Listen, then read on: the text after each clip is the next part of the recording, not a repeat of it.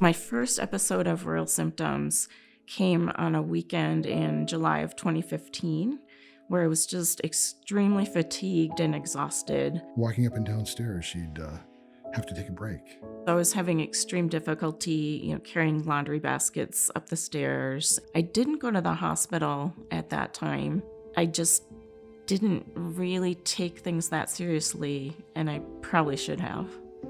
Then in October, I was working at home at my desk, and I had an onset of extreme chest pain, extreme jaw pain. So I called my brother, who is an ER doctor, and he immediately said, "You need to get Mike and have him take you to the ER." They ran the typical tests for someone presenting with chest pain and jaw pain, which included an EKG and a lot of blood work. And that all came back indicating I was not having a heart attack. When Sheryl first described her symptoms to me, I really was expecting that it would be something related to her heart.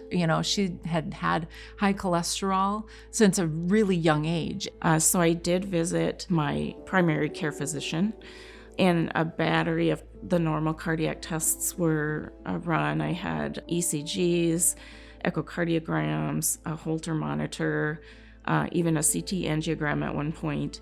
All of them came back as normal, not indicating I had any heart issues. Life for Sheryl over the next few years was a lot of doctor's appointments, a lot of visits, a lot of, stress around wondering what was wrong. It's hard to see her daughter watch that and her husband and the rest of her family. Life was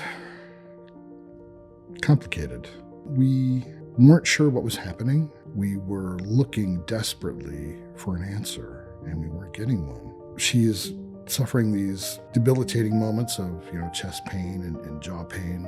She can't breathe. She can't move like she used to. We just didn't have any answers for that, and the doctors didn't either. It was troubling because there was like a piece of the puzzle that was missing. It was my job to tell her to write down in her little logbook every day when she experienced chest pain and jaw pain, because I figured that, someone somewhere would want to know. The event that really led to finally getting a diagnosis started out one evening when I'd fallen asleep on the couch, was awakened by extreme chest and jaw pain. I decided I needed to find some new providers, and that's when everything changed.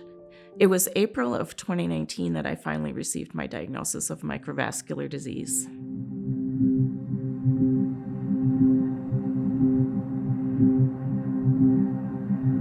It was freeing and liberating.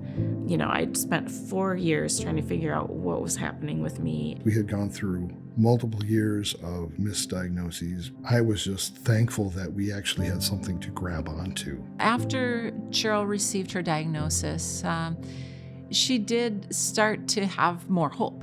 And so I think that hope gave her more courage to face the things that were next. I was asked by the cardiologist who diagnosed me to participate in a medical research study, and that started to improve my chest and jaw pain symptoms. For a while, my symptoms were pretty controlled, but the longer I've had this condition, it has started impacting my energy levels.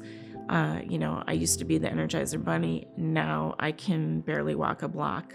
We've adjusted, we've adapted, we've done whatever we could to minimize the impact of her condition. Her job right now is to get better. I'm really fortunate to have a great husband and great family and friends, and even people at work who have just carried me through all of this. My physicians don't really know exactly how this condition will progress for me. The not knowing how it might play out for me in the future is pretty difficult. Will I not be able to walk up my stairs at home and we have to move? Will I be able to do the things I want to do in retirement? I don't know. My hope for Sheryl's future is some sort of a medical intervention that will give her a better quality of life. It's so important to continue funding cardiovascular research because someone will be impacted by it. And I don't want to be in life without my sister in it.